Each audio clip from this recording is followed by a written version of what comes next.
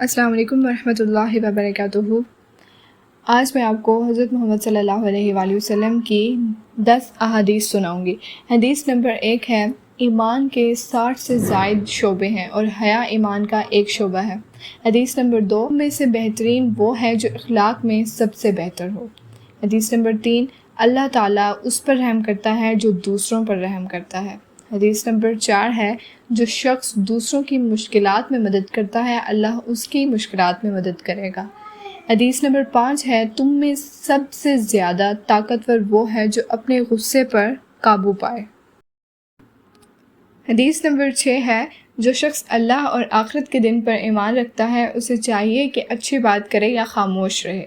حدیث نمبر 7 ہے، جہاد کی بہترین صورت یہ ہے کہ ظالم حکمران کے سامنے حق بات کہی جائے۔